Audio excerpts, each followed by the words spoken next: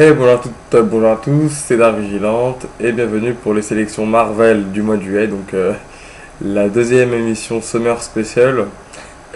Donc pour les sélections juillet Marvel, ce mois-ci on a deux titres. Donc on a Iron Man, anciennement Marvel Icon, qui a été rebaptisé Iron Man, donc dans lequel on peut retrouver deux épisodes d'Iron Man. Un épisode des New Avengers et un épisode des Nouveaux Fantastiques où on apprend ce qui est arrivé à Johnny Storm durant sa mort. Donc les épisodes d'Iron Man, un nouvel arc nommé Démon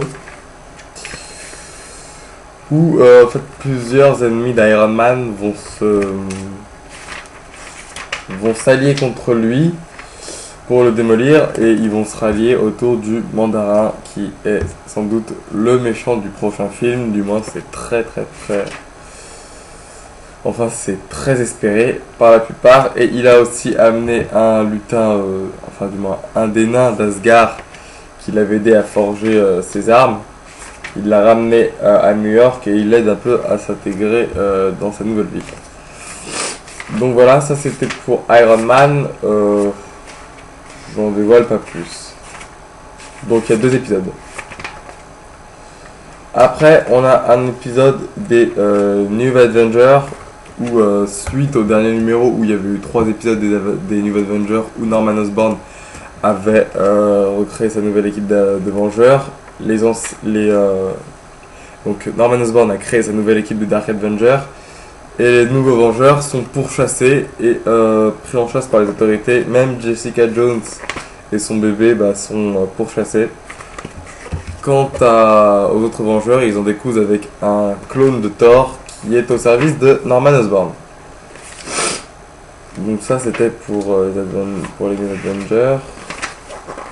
Et on remarque que Osborn en fait ne veut pas tuer les Vengeurs en direct à la télé, il veut faire ça dans le secret.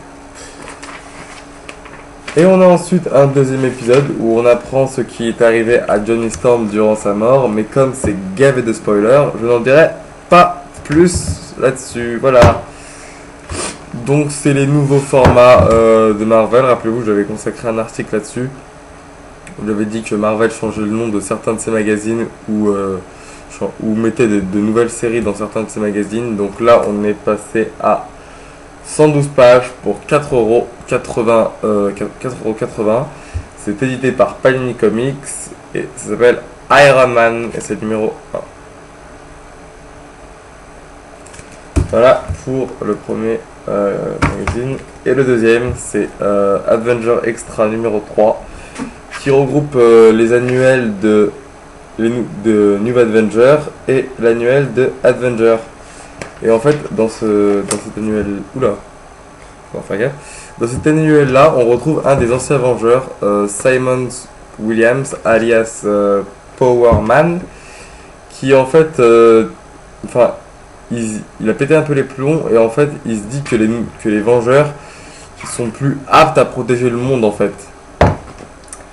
Ils sont plus aptes à protéger le monde, et il décide un peu trop pour les gens. Du coup, il réunit sa propre équipe de méchants, avec certains bien connus comme Goliath et l'Anti-Venom, pour un peu aller s'occuper des Vengeurs. Donc il organise une attaque sur le manoir des Vengeurs où il y a les nouveaux Vengeurs qui y résident.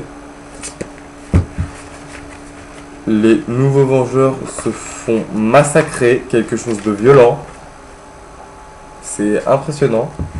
Et quand je dis massacrer, c'est vraiment quelque chose de méchant.